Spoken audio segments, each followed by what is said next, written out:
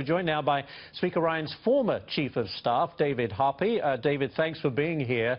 I mean, look, this guy makes a pretty fair point, does he not? Republicans haven't got anything done so far. Well, it's his frustration, I'm sure, is shared very much by the Speaker.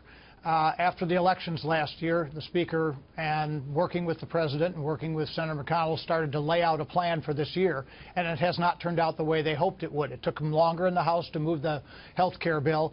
In the Senate, they were unsuccessful doing it up to this point. So that is a great frustration for the Speaker, I guarantee you, and he feels very much like that. So who's to blame, David? Who questioned him. Who's to blame? Well, there's a lot of blame to go around, frankly. The Republicans internally have done some infighting as opposed to looking to find where they can agree and move things forward to start changing the direction in health care. They're now looking to taxes, and they've got to move forward on that to start changing it, because you have to have some changes here to get the economy growing.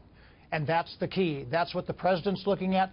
That's what Speaker Ryan is looking at. That's what Majority Leader McConnell wants to do. How do we get this economy growing 3% or greater? Right. And those are the things they're trying to do. But thus far, a lot of the internal machinations have not let them get there. They've got to, as a party, all the way up and down the line, they've got to look at it and say, here's what we can achieve, and here's how it will start to improve the economy. Get on the same page. And you mentioned taxes. Now some Republicans even casting doubt on getting the tax agenda passed.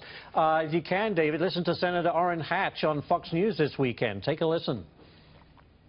The President has talked about three brackets, 10%, 25%, and 35%. Are these the rates that look good to you? Is this what you'd like to see? What would you like to see in terms of an individual tax rate for the majority of the country? Well, I'd like to see it very, very low. But if we could get to those rates, that would be miraculous, and it would be very beneficial for the country. Orrin Hatch, David, saying it would be a miracle, miraculous, if we get the kind of tax reform that we hope we get. Is he right, do you think? Well, I was one of those people who was around back in the 1980s when we did the last tax reform. I was Chief of Staff to Jack Kemp in '85 and '86.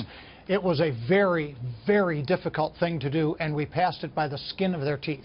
And right now, as we look forward, I think there have to be tax changes. I'm not sure this Congress, especially with the Democrats declaring already they will not work with the Republicans unless the Republicans do exactly what the Democrats want on taxes. If that's the case, then you have a very difficult time. You can look to do some significant tax reforms, lowering the corporate rate, getting pass-throughs right, doing something for families, repatriation. I think those things are entirely possible. But right now, looking back at what happened in '85 and '86 and comparing it to now, the Democrats in '85 and '86, you had Bill Bradley and Dick Gephardt, two leaders of the Democratic Party, who were in favor of doing what Jack Kemp and President Ronald Reagan and the Treasury wanted to do back in '85 and '86. You don't have that now. The Democrats in the Senate sent a letter saying, we'll only work on taxes if you do it the way we want to do it, not if we'll work together. So right now, the Democrats in the Senate have declared tax reform dead unless they do it their way. Well, things can be done that are not tax reform, fundamental tax reform, which the Speaker would like, the President would like, but they can be done to change the direction of this country and start getting some growth back in the economy. And very quickly, David, what does this all mean if we don't get this big parts of the President's agenda through? What does that do for the Republicans in the 2018 midterm elections? It is necessary for the Republicans who came in with an agenda to pass some of these things to get moving on policy changes, because those policy changes will make the country better. And so that's as they move forward into the fall, I think they've got a good chance of passing tax cuts. And that's what they have to look for, is how do we make some policy changes, the economy gets better, people's lives get better. Those are the things they have to start to look to do, and they have to work together to do it as Republicans and reach out to some Democrats. Senator Manchin has said he would like to. There's some Democratic governors who have also talked about doing some things that would help on health care and on taxes. So maybe there's something to be found out there, but it may be beyond Washington. Yeah, sadly, I think you're right. David Hoppe, thank you so much, David, for joining us this morning. Thank you.